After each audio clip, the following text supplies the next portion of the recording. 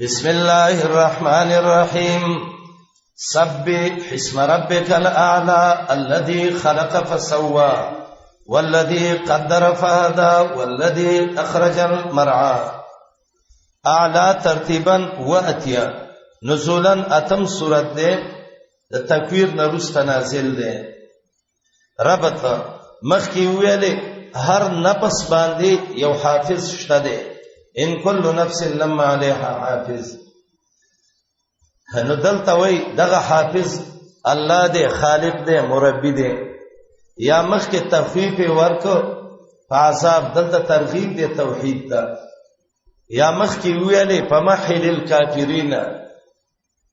نو دلته الله وای فائدہ به والد قران نه چکله مهلت ولور کې د سورۃ خلاصہ اول توحید او په دې دوه دلیل الله خالق دی والله عالم دی به دوه تفریغان فکرې چې نعمتونه دي سنقرئك فلا تنسى او ونيسرك لليسرى او به تسلی د نبی علیہ السلام ته تخویف دی او تزهید په دنیا او دلیل نقلی دی د صحیفو د ابراهیم او د موسی علیہ السلام نه امتیازات ذکر د هدایت عامه او ذکر د نعمت القرآن. مقصد السوره تذکیر النفوس بمنة الله الاعلى.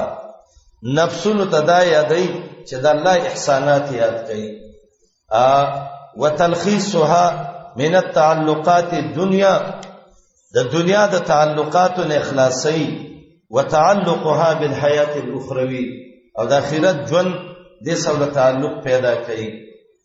او یا د سورۃ مقصد توحید ترغیب او تزهید په دنیا ده او دې زنه رستا یو رسم باب ده او دا بل سورۃ زوحا پوری شپږ سوراتونه دي چې اعلی ده غاشیه ده فجر بلد شمس لیل. او دا سورۃ نبی علیہ السلام به د اختر او د جمعو منځ کې لستا. سبح اسم ربک پاکی بیان کا پنوم درفستا الا چډیرو چت ده. دا آیات چې نازل شو نبی علیہ السلام ویل د سجدو کې وی ښا سبحانك اللهم ربنا وبحمدك یا سبحان ربي الاعلى. دا توحید شپ عنوان د څه تسبیح باندې دلیل تا ګورئ.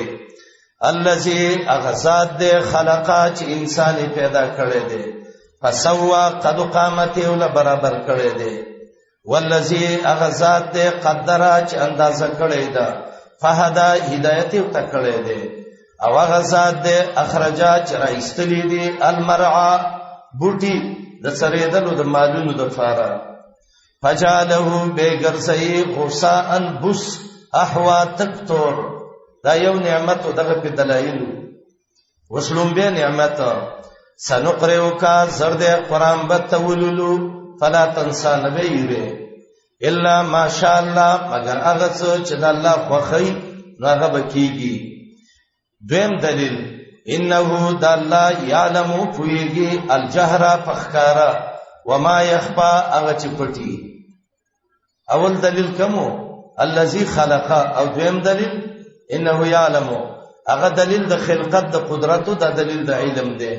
او سنقرئك دا به نعمتو ادا وینو یسرک دا دویم نعمت دی. ونيسرك اسانوتا لليسرى لاردا سانته فذكر بیانوک د قران ان نفات الذکر یقینا نفور کوي پیدا ور کوي الذکر پند بیان سيذكر زرد چې پنبتی والی مې یخشا هغه څوک چې د الله نه یریږي ويتجنبها پړړ بشید دینا الاشقا بدبختا اغا چې داخليږي به ورته الکبرى چې دی لوی ور دی یا دا ولید ابن مغیره دی او یا ان کافر دی. ثم لا يموت ببدی ور کې نمرې چې دمشي ولا يحيى نبجوند کیږي چې د ژوند نه پیدا وادي. تدفلها یقینا کامیاب دی من تزکا اغه څوک چې په توحید ځان پاک او یاد کړي نوم درب پسولا مونږه کړي یا دعا کړي بل تو سرون الحیات الدنیا بلکې تاسو غوړه کوي دا ژوند دنیوي والآخرت خیر اخرت ډیر غوړه ده او ابقا ډیر باقی پاتې ده.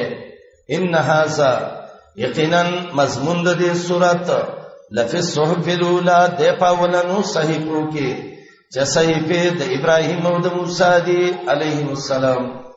د ابراهیم علیه السلام صحیفو کې لیکلو و یا عقلمن سره هغه دی چې جبه کنټرول کی او د زمانه قدر او پیژني او د خپل شان مناسب مهنت وکي.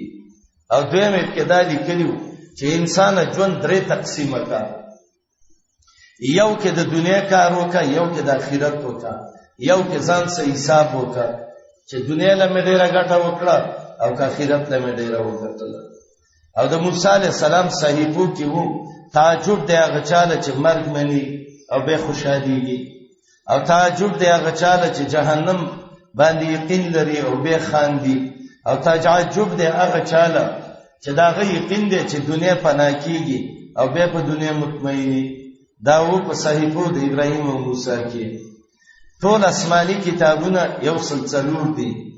لس صحیفه په آدم علی السلام نازل دي او 50 په شیس علی السلام، 10 په ادریس، لس په ابراهیم او په موسی علی السلام انجیل، او په عیسی باندې و موسی علی السلام باندې تورات، او په عیسی علی السلام انجیل، او په داوود باندې زبور، او قران په محمد رسول الله.